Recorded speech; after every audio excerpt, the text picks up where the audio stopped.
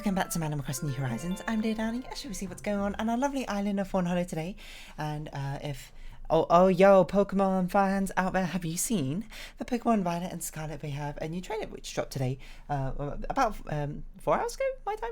I think I can't really record off the top of my head. I didn't actually watch it live, mainly because I kind of forgot about it, and only found out about it because a friend posted it in our group Discord, and I was like, oh yeah, I forgot what was happening today. Yeah, go watch it. I'm not really going to be discussing it that much, I suppose, but I will be discussing it a little bit, because, you know, that's kind of what we do. We talk about current affairs, of course, like Pokemon, big news. Anyway, hello everyone.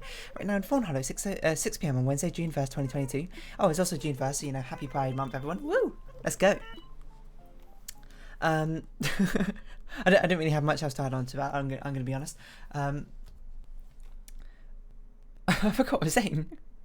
It was a Pokemon. Oh yeah. And isn't it kind of wild for Pokemon or like phone is ringing?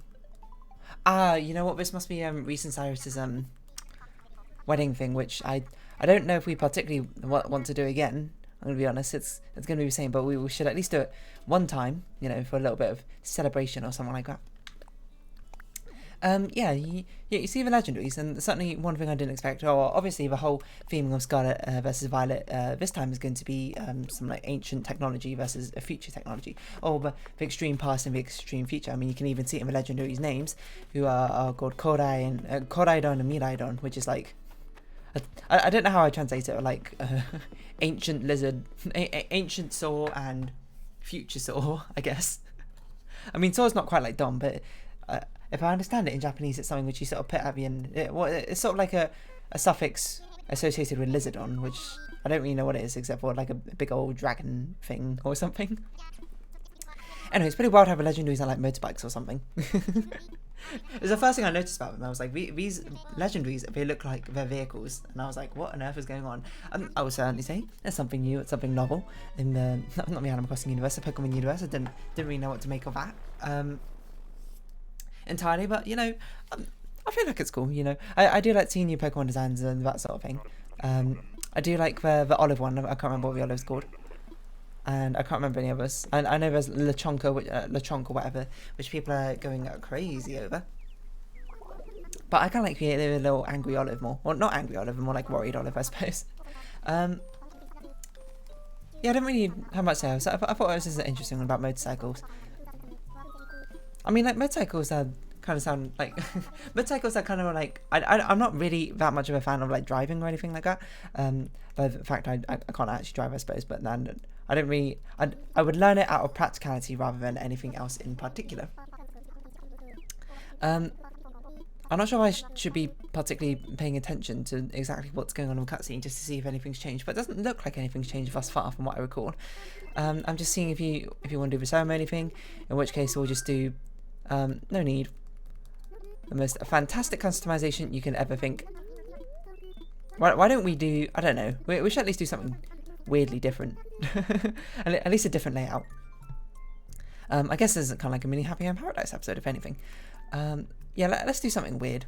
And by weird, I mean not really that weird, but, you know, kind of weird. We're going to make it like a round table sort of ceremony, whatever that means. Yeah, it was interesting. I suppose seeing the news of Pokemon Scarlet and Pokemon Violet, and you know, people are genuinely excited, which, you know, I'm definitely not going to rain on your parade about it, because I'm moderately excited, and I can't say with certainty that Pokemon gets me like whoa riled up anymore. It's sort of just like you know, cool things are happening, you know, definitely not going to be like, oh, you know, screw Pokemon.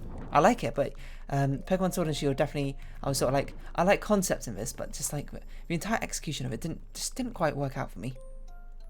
But of course, your mileage may vary. You know, who am I to? I'm not here to police exactly your own experiences with Pokemon or what you liked and disliked about them. But yeah, I don't really have much else to say about Pokemon. That's just what I wanted to say. I was just like, whoa, motorbikes, that's kind of weird. I don't really know what to do. I don't really know what I'm doing with this customization. I'm going to be perfectly honest. I'm just trying to do something a little bit different. But yeah, I guess it's Pride again. It's Pride again. Like, one of my friends, I think it was like a sketch on SNL or something, where it was just like, well, in his words, a very bad song. Well, not bad song, but like bad in a good way sort of song. Just but I think it's meant, no, not it's meant to, is meant to be quite like sort of like ironic in that sense. Self-aware, perhaps, is a better word. It just keeps going, it's Pride again. It's quite infectiously catchy, and I suppose by the fact we're into Pride Month now, good time to be singing that. If anything, I don't really know what I was doing with this, but it kind of looks a bit culty, if anything, which is not really what I was going for. I'm going to be perfectly honest, but you know, at the very least, it's a different sort of ceremony, wouldn't you say? And then you do the usual thing of just putting these wedding decorations down because I can't be able to flex my creative muscles. I mean, we don't really need to flex our creative muscles anymore. We've got Happy in Paradise, so that is our creative muscle flexing, to be perfectly honest. So, you know, I guess, if anything, this is just kind of like a precursor to Happy in Paradise customization. Which, you know, I'm not going to go on too hard about. I guess that's kind of cool. You know, don't get me wrong. Very cool. But nowadays, it certainly is a bit more boring, isn't it? Seeing this happening. Yeah, I don't know. I suppose this is certainly the time now where all corporations will be filled with rainbow sort of logos and what have you. I don't really have much of a nuanced take on that sort of thing. Is this done? Oh, we need to take a picture. I don't really have much in the way of a nuanced take on anything. I think it's fun, you know. Pride celebration. Certainly people should be proud of who they are. Well, I suppose in a sense if it doesn't hurt anybody, which, you know, this doesn't. So, you know, there's a pretty good reason to be proud. Yeah, I don't know, take that picture. It's a very strange customization. And we have a very LGBT positive over here. You know, I suppose me, myself, making up like two or four of that acronym in the first place. I suppose it would be sort of like weirdly ironic if I wasn't. Yeah, I don't know. I don't really know what else I was going to say. I know anyone ever talk about the fact that pride colours, the pride flags are very, like, not refreshing, very lovely colour palettes. I don't know who made up each of the pride flags. I don't really know much in the way of history of pride, I'm going to be perfectly honest, but a lot of the colour schemes, the colour palettes in pride flags are really nice. Like the lesbian one with a pink and orange and white, which is, you know, I suppose they're taking the pink and orange to even use, well, this Dear Darling channel colours itself. Oh, the trans one's always really nice, pink and blue together. I mean, look at that, Reese and Cyrus themselves with the white wedding dresses, kind of pink and blue and white. Certainly can't say no to that. I know, it's just really nice looking at the colours of the pride flags. But anyway, I mean, like, rainbows are kind of, rainbows won't light up the sky. Rainbows are pretty cool anyway, I'm gonna be honest, like, even without pride connotation. As that sort of symbol of, not defiance, but like, symbol of visibility, perhaps is a better way to put it. Rainbows is pretty cool anyway. I feel like everyone should use more rainbows. Like, you know, why restrict it to just 1 month for the rainbows and that sort of thing? Rainbows all year round is what I say. Well, I don't really say that, but, you know. I mean, I know rainbows, you know, the symbol of hope or something, symbol of, like, new beginnings, and I don't really record off the top of my head, and I'll be honest, I don't really... I just have a vague memory of being told that in reception. It was like, or maybe rainbow means a promise or something, and something about Sarah is the same thing. Hello, Vivian. You're thinking about something. Caesar Day, no, we're gonna stick with it because it's fine as it is, and I can't bother to think of something else. Yeah, I don't know. I mean, I think it's easy, I suppose, to have a very cynical view on, you know, corporations doing things and pride things, and, you know, I'm not going to disagree with you, but well, okay, I'm not going to disagree with your points, but I'm not going to take the same exactly cynical view. I like to think, well, I suppose it depends on the corporation, you know, along with everything in the world, and kind of taking broad strokes approaches to try and generalize many things. While it's nice to try and figure out patterns and that sort of thing, kind of don't really tell the full story. I'm talking about things like, you know, in games or like in merch and stuff like that, it's getting like pride theming and all that sort of thing. I think it's, you know, nice in a certain sense. I guess it's nice that it's actually being publicly visibly shown rather than some. No, I mean, I guess the alternative I might like to add. well, I mean, I guess a better alternative is that it doesn't even need to be something which needs visibility in the first place, because it's already like accepted as a part of society inherently, I suppose. But you know, it's just treated as completely normal in the first place. But you know, that's a bit of a pipe dream. I think that's even for me, from an idealist, that's a little bit of an ambitious thing to to aim for immediately. I don't think that's going to be arriving for, you know, maybe about a millennia or so. At least certainly not in my own lifetime. But I mean, the alternative to not having all of this, like the pride visibility and all that sort of thing, I suppose, is having like pride suppression, which certainly is a thing which still happens nowadays. But at least, you know, some companies and corporations are starting to swing around to it. And if anything, it should be a sign of something good, but more like you can use it as sort of like a litmus test. Because if it means that corporations are doing this pride thing, even from a most cynical viewpoint, the most cynical corporation doing some like pride. I don't know how to phrase it. Pride supporting, I suppose. Doesn't that kind of just suggest that in the end that it's now more profitable to be pride friendly than to be not pride friendly? So thus, it's now more people in the world, or at least more influential people, I suppose, in the world. More, but there's more influence on being pro pride than anti pride, isn't it? I'm not sure if I really phrased that properly. Nor if I really have much more nuance, I suppose, to say past that sort of thing. As I say before, I don't think I'm that well spoken enough to be like to activists. And, you know, more respect should go probably to the people who are actually out there speaking, you know, actually stringing together much more eloquent things about these sort of things. And being like, yeah, you know, pride, and this is what we stand for. And, you know, I'll be in the crowd being like, yeah. I can't say I'd be on stage saying a rousing speech. I would if I, you know, was any good at writing speeches, I suppose. But I'm not. And plus, most people have done far more research into, you know, and learned about the history than I have. So much more research. I mean, I guess the only thing I can really talk about is my own sort of personal experience of it. You know? I mean, I don't think it's much of a surprise that, you know, I'm a very, like, LGBT positive on this channel, and being LGBT myself. You might wonder what I am, you know. I'm trans. I feel like that's kind of obvious from my voice, but, you know, I suppose people could be surprised. Here and there, I'm far too lazy, basically, to sort of try and match my voice to a much more stereotypically feminine sounding voice, I suppose.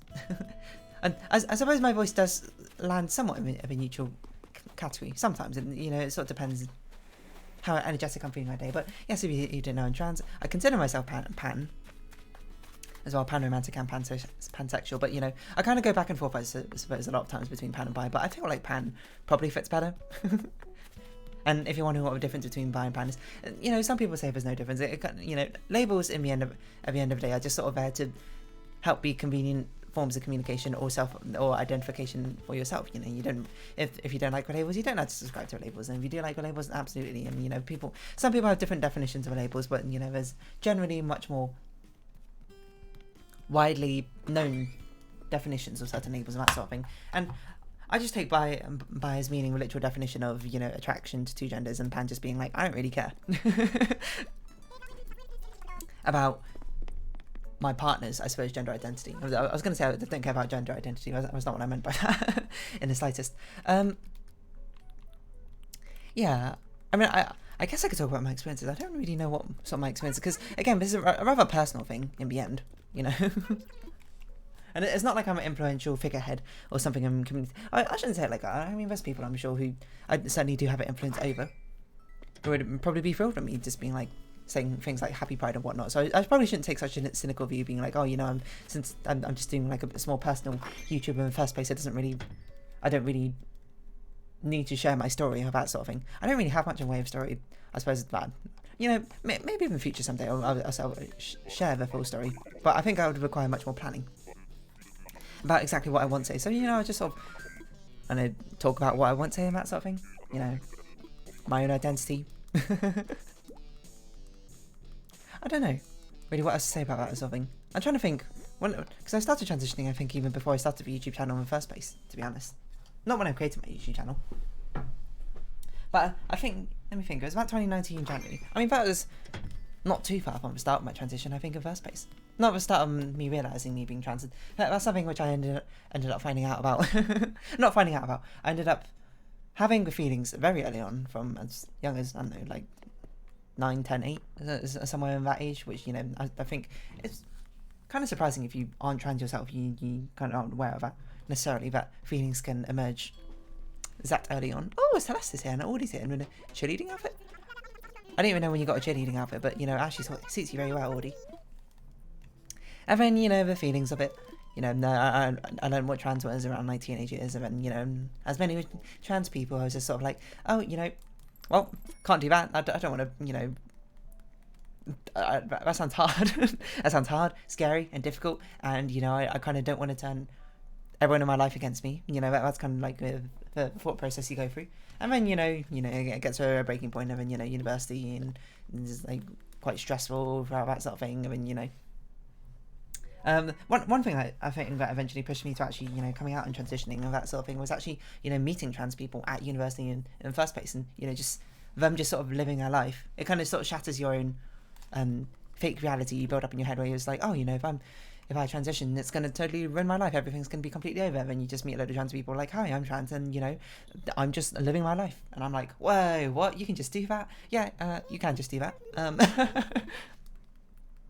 Unsurprisingly, there's a lot of things you can do and just sort of just like casually live your life, you know.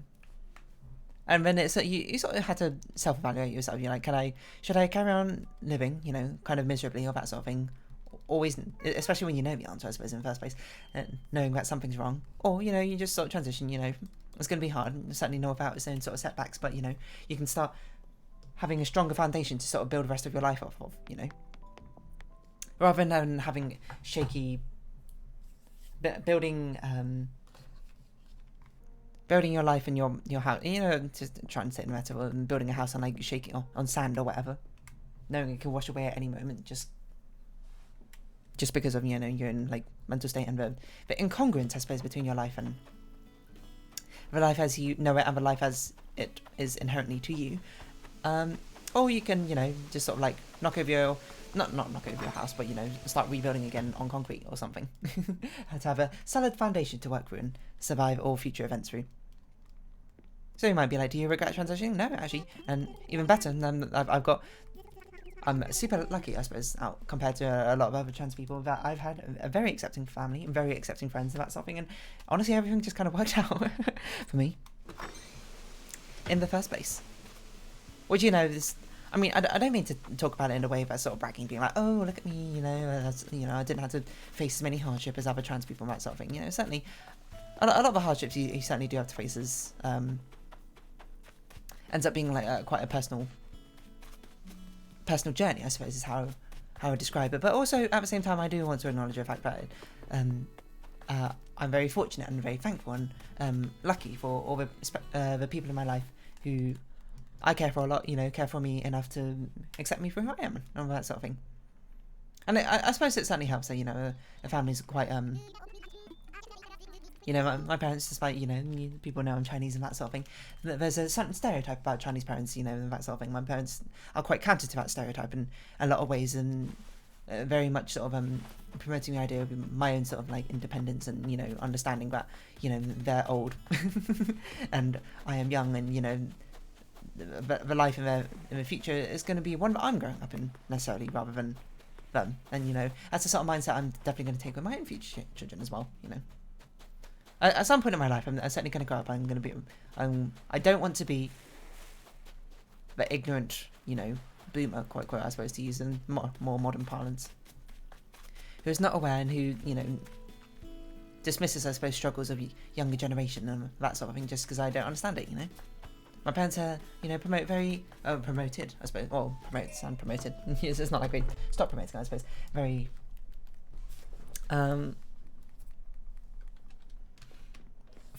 not formative experiences. I'm trying to think how to describe it. Very progressive, I suppose, thought process, compared to a lot of what you might expect from perhaps other stereotypes that you might hear about, which I'm very thankful for.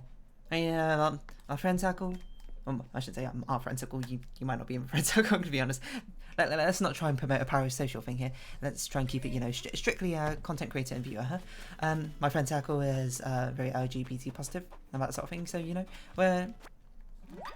it's sort of just like inherent that everyone ends up being rather accepting. And it's great. And, you know, one thing that's always great to hear, pretty bad, I don't know who that is. I honestly don't think we've ever seen this thing before. So my hunch is it's Audie's, actually. It's either Audie's or one of the Sneaky Villages. Hold on, let's see. I'm pretty bad it's been well loved. It looks like it's been customized. Because they're both sort of super into fashion, but I'm going to go with Audie here. Yeah, so it is a thing I'm rather thankful for. For having such a supportive circle around me, I suppose. Is what I mean to say. We could just touch a Rowan and just find out whose it is, so we don't have to run back and forth trying to figure out whose bag this is. Actually, it must be Vivian or Amelia's, because Audie's in the cafe, right? Yeah, okay, that makes sense. She's in the cafe, and you can't give stuff to villagers in the cafe, from what I recall. Oh yeah, that's what I was going to say. And I hear things just sort of get like better and better in the ways of acceptance, I suppose, for the younger generation. You know, that makes me happy. I'm not even that old, I suppose, yet, or anything. But having more open conversation can only really be a good thing about in these sort of ways, is what I think. And, you know, I like to think a lot of people, you know, think that sort of way as well. The idea of exposure, I suppose, and, you know, awareness and that sort of thing is just to give an open conversation and also get the sort of message out there to people who might not be aware of it in first place. You know, people, you know, questioning themselves, feeling like they don't belong in certain ways, and, you know, getting stressed out from all that. It doesn't need to be that way if people just understand it from the first place. And by having a sort of strong base of awareness and strong message and communication in the first place can allow, even if you don't necessarily relate to the experiences which are being awarenessed for, that's not a verb, you can seek to further your own understanding. So thus, if you eventually or, you know, if one of your family members or friends or someone you know personally, etc., someone you really care for, is going through that sort of scenario, you understand it as well. Rather than remaining ignorant, I suppose, to their own sort of experiences. So, yeah, that, you know, I'm not sure if that was the most eloquently said phrase or speech or anything, but, you know, even if it does feel quite commercialised, I suppose, in a sense, all the companies doing it, I'm still kind of for it in the end. As long as it, well, you know, certainly I sort of narrow my eyes at corporations which say they do it, but also, you know, just doing it, virtue signaling, that's a word, you know, just doing it for the sake of being trendy or cool or whatever, rather than, you know, actually supporting it in the first place. You know, that's sort of very eyes narrow moment. But the whole point of supporting these things in the first place is that you actually meant to stand by the things you say. And, you know, I suppose it's kind of wrong to treat corporations as if they're just like one entity, rather than, you know, many different voices, or, you know, trying to sort of band together and create something, I suppose, in the end. Because a lot of the time, I'd imagine, you know, I know a lot of video game companies, you know, is what I'm going to talk about, because it's what, you know, the circles I'm sort of in, get under a lot of scrutiny for it. And it's sort of thing where I'm just like, I'm quite mixed on it in the first place, because yes, I understand the criticism of it in the first place, you know, sort of like turning face and being like, oh yeah, we definitely support you, and, you know, introducing things and policies or whatever which don't support you, or, you know, not actually supporting, you know, people who work for them, who are the very people they said they would be supporting them in the first place, things like that. But, you know, it's also like there's a lot of different people in the company. I'm sure a lot of them, you know, are legitimately trying to campaign for the company to change, that sort of thing, but, you know, there's always people up in higher echelons, I suppose, on the corporate ladder, or the people who, you know, quote unquote manage and that sort of thing, having different perspectives, shall we say, stopping progress on really getting much further than, you know, people would actually desire, which is a deep shame. Wait, we didn't talk to did we talk to Katrina? Well, whatever. We don't need to talk to Katrina, that sort of thing. So yeah, I don't really know what to say about the rest of this. To be honest, I don't really have like any crazy and any like not extremely personal stories, I suppose, about Pride or anything like that. I haven't been to a Pride march or anything. They seem fun. Yeah, I was thinking of being like, but you know, I don't want to go to a Pride march or anything like that. So no, that's not really true. I just haven't. I'm gonna be perfectly honest. It certainly seems quite lively. I do like being in lively environments for a while. Not, you know, forever, but, you know, certainly at some point in the future, I could see myself doing that. I know, I guess I just wanted to make a video and, you know, discuss, not really discuss, but I just wanted to very much affirm being like, yes, here on Dear Darling channel, here in Fawnhallow, we're very Pride positive, you know, happy Pride and that sort of thing. I don't want, you know, any viewers who watch us and to be under sort of like false pretense that I'm not. But, you know, I don't say that you know, your identity, your sexuality, whatever, all totally valid, and that sort of thing. I wouldn't be supportive is not a word, supportive in that sort of sense. I basically don't want people to feel, you know, ostracized, I suppose, or unwelcome in this sort of community, mini community, which is slowly being built up around the Dear Darling channel, eh? That's kind of what the long and short of what I wanted to say, even if I said it in, you know, far too many words and that was rather needed. So really, happy Pride, I suppose is what I was going to say. You don't think there's Pride furniture in Animal Crossing, do you? I can't imagine. I'd be shocked, to say the least. He might be new. I don't really know if he's new or not. But anyway, I suppose we'll round off this episode here. So if you have been watching, thank you very much. It's been Animal Crossing New Horizons. I've been Dear Darling. Any likes, comments, subscription, shares, I greatly appreciate it. Join me Dear Darling Discord, follow me on Twitter down below. Hope you see each other again, but for now it's our farewell. So until next time, bye bye for now and happy Pride.